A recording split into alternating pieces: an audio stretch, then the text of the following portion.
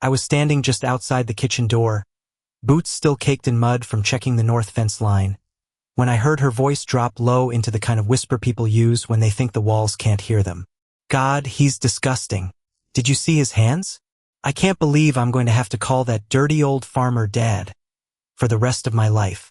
She laughed, a small ugly little laugh, into her phone, standing in my own hallway, in the house I built with my own 2 hands 41 years ago, 3 days before she was set to become my son's wife.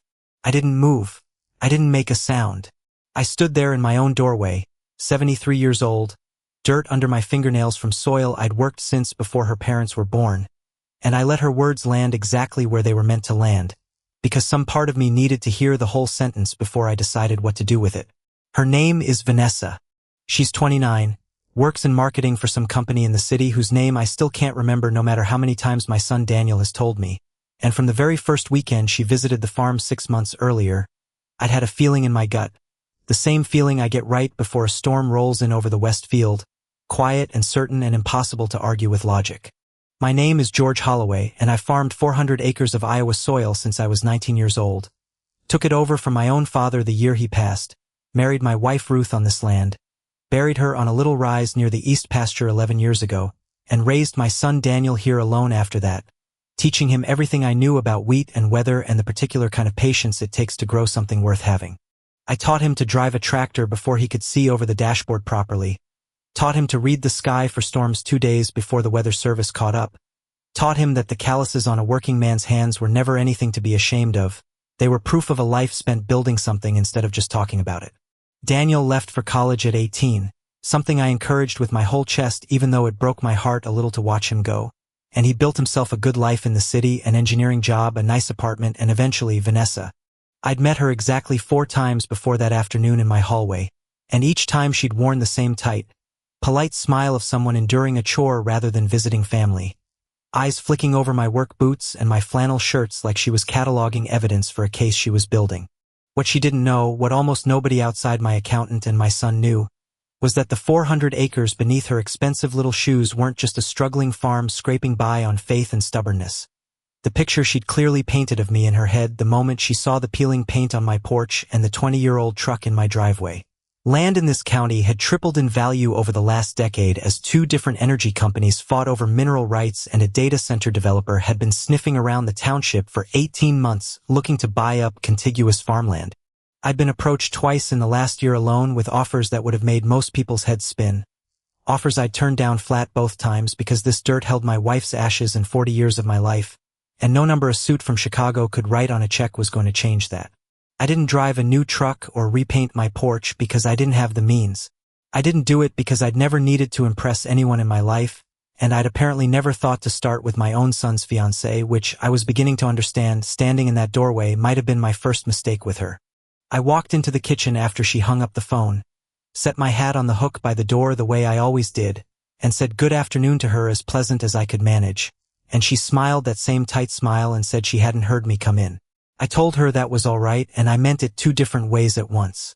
I went out to the barn after that, not because I had real work waiting, but because I needed somewhere quiet to sit with what I just heard, and I found my son there 20 minutes later, having come looking for me, sensing something in the set of my shoulders even from across the yard, because that boy has always been able to read me better than anyone alive, better even than his mother could toward the end. Daniel sat down on the hay bale across from me and asked what was wrong, and I told him. All of it, word for word, as close as I could remember it. Dirty old farmer. Disgusting hands.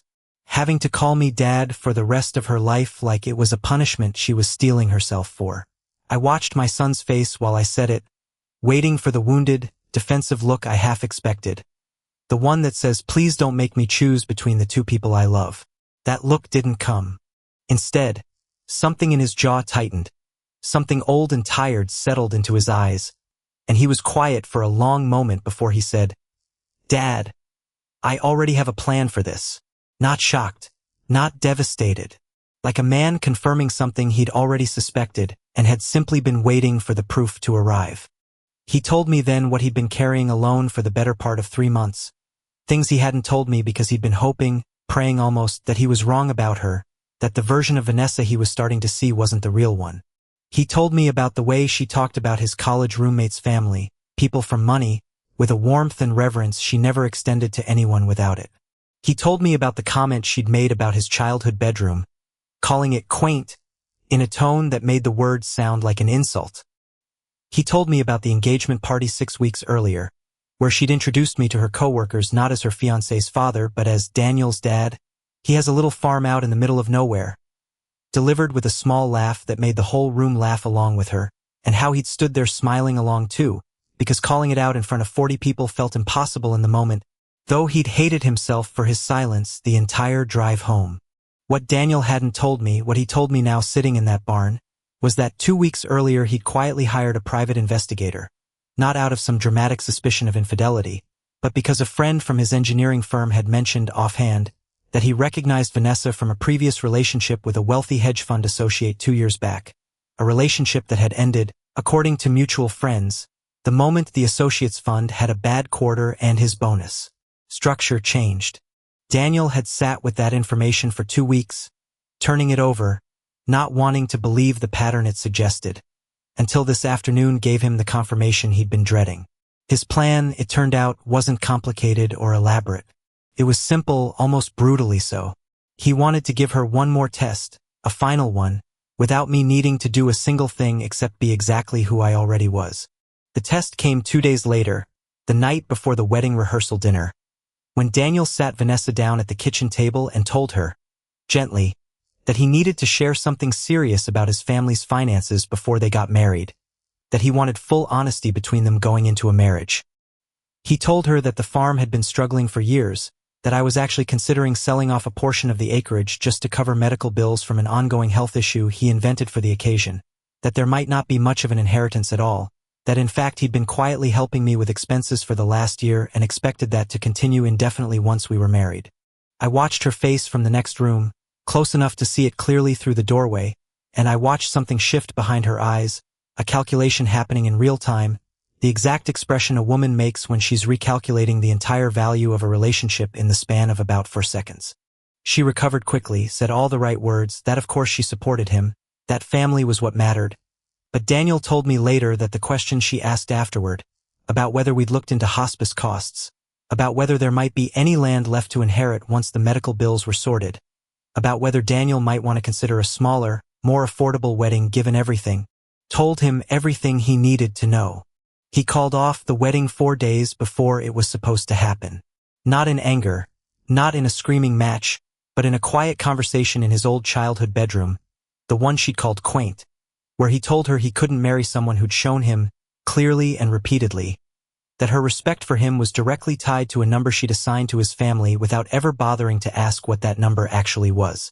She cried, said things about how he was throwing away 3 years over a misunderstanding, said the farm comment had been a joke taken out of context, but Daniel had already made peace with what he'd heard and what he'd tested and what her own mouth had confirmed twice now without any prompting from either of us. I never told Vanessa about the land, about the developers, about the number that would have made her recalculate everything a second time if she'd ever learned it. That was never the point, and both Daniel and I agreed, sitting on that hay bale the week after the wedding was called off, that telling her would have missed the entire lesson of the last 6 months. If she'd have treated me with basic human decency, believing I was exactly the broke old farmer she'd whispered about into her phone, none of the rest of it would have mattered, the acres, the offers, any of it. But she hadn't. She'd looked at dirt under my fingernails and boots worn thin from 4 decades of honest work and decided, instantly, without a single conversation to test that judgment against, that I was disgusting, that I was beneath the family she was marrying into, and no amount of hidden wealth changes what a person reveals about themselves in a whisper they think no one can hear. Daniel is doing all right now, better than all right some days, worse on others, the way anyone recovers from nearly marrying the wrong person. He comes out to the farm most weekends now, more than he used to, and last month he brought a woman named Claire, a schoolteacher from 2 towns over, who spent her first afternoon here with her sleeves rolled up helping me mend a section of fence without being asked, laughing when the wire snapped back and caught her glove, asking real questions about the soil rotation and the weather patterns and why I'd never sold to the developers even when the money would have set me up comfortably for the rest of my life. I told her the truth, that some things are worth more than what a stranger from Chicago is willing to pay for them, and she nodded like she actually understood it, sat down right there on an overturned bucket to eat the sandwiches Daniel had packed, dirt on her jeans and not a bit of concern about it on her face, and I caught my son watching her with an expression I hadn't seen on his face in a long, long time, something soft and unguarded and entirely without calculation. I don't know yet if that one will last, and I've learned not to hang my hopes too heavy on anything before its season comes. But I know this much for certain, sitting on my porch most evenings now, looking out over 400 acres my wife is buried under and my father worked before me.